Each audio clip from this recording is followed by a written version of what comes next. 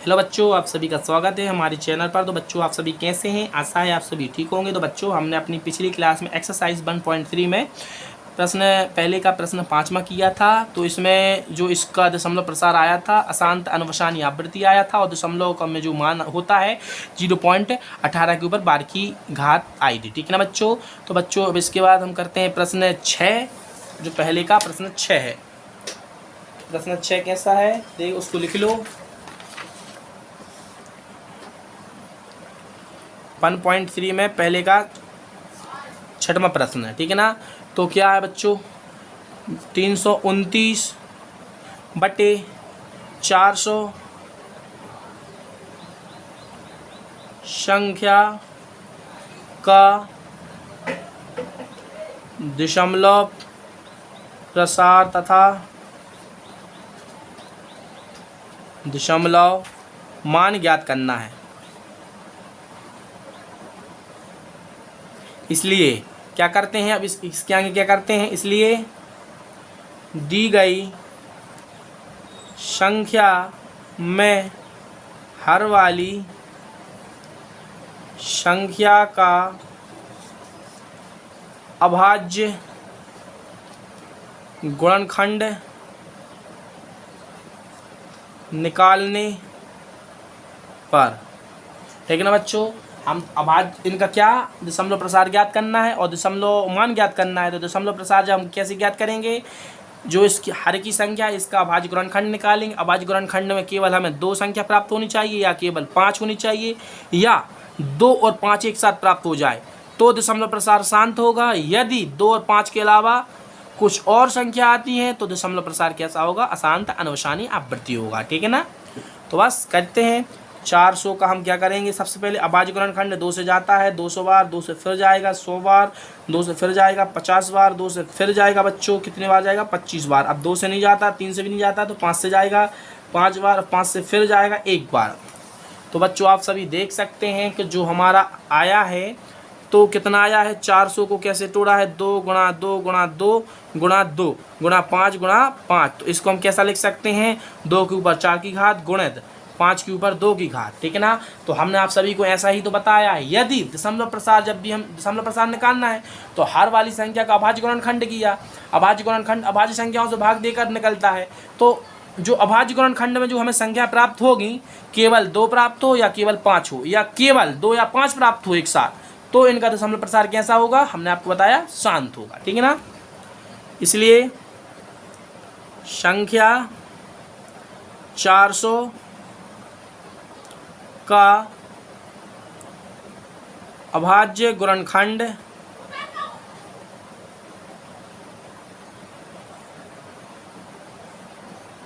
करने पर 2 के ऊपर 4 की घात और 5 के ऊपर 2 की घात प्राप्त हुआ है। इसलिए इसका दशमलव प्रसार शांत होगा। ठीक है ना? या एक साथ 2 5 आ जाए, या 2 अकेला आ जाए केवल, या 5 अकेला आ जाए। ठीक है ना? यदि इन सभी को छोड़कर और अन्य कोई संख्या आ जाती है तो उसका दशमलव प्रसार क्या हो जाएगा, अशांत अनुवसानी आवृत्ति हो जाएगा। ठीक है ना? लेकिन परिमेय संख्या तो होंगी, पर जितनी भी संख्या दी गई है भिन्न संख्या परिमेय संख्या होती है। ठीक है? आपको बता दिया है, परिमेय संख्या भिन्न संख्या होती है। ठीक? तो बच्चों, दशमलव प्रसार हमने बता दिया शांत, तथा दशमलव मान कितना होगा, 300 हमें किसका निकालना है, 29 बटे इसका निकालना है। ठीक है ना बच्चों? तो हम क्या करेंगे, इसको या भाग देकर देख लो, या भाग यदि भाग नहीं करना है तो इसको हम ऐसा भी लिख सकते हैं। ठीक है ना? विभाजन प्रक्रिया भी कर सकते हो, इसमें कुछ ऐसा कुछ लिखा नहीं है। ऐसा यदि कुछ नहीं लिखा जाता तो आप किसी भी प्रकार से कर सकते हैं। यदि लिखा जाता है तब आपको वही प्रकार करना होगा।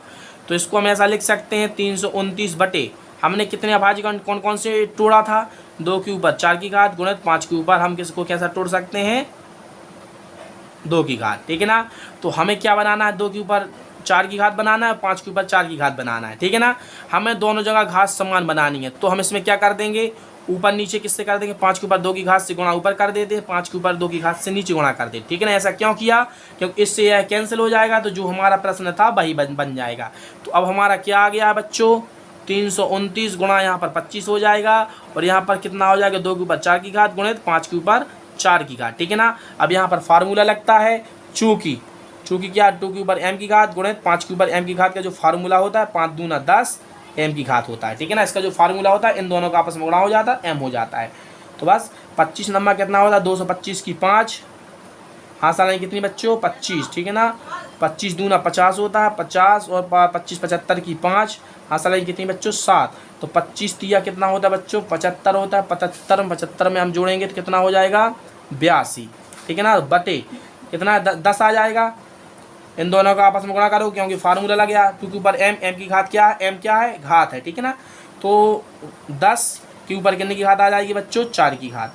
तो इसको हम कैसा लिख सकते हैं अब, 82 55 बटे 4 के ऊपर है तो कितना आ जाएगा, 4 जीरो आ जाएगा। भाग देने पर कितना प्राप्त होगा बच्चों, 0.8255, ठीक है ना। तो आप सभी देख सकते हैं हमारा जो आंसर आया है, कितना आया है, इतना आंसर आया है। इतना आंसर एक बार देख लेते हैं, भाग गुणा करने पर गलत तो नहीं आया। 25 नंबर 225 होता है, 225 की हमारी 5, हाँ सलाइन कितनी 225।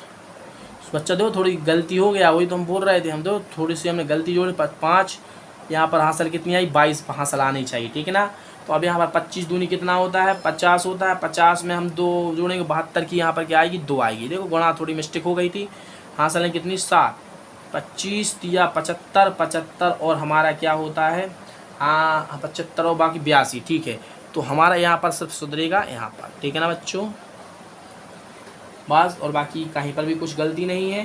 तो बच्चों हमारा जो दशमलव आ गया है, दशमलव मान कितना है, 0.8225, ठीक है ना बच्चों। मिलते हैं अगली क्लास में, तब तक के लिए जय हिंद जय भारत।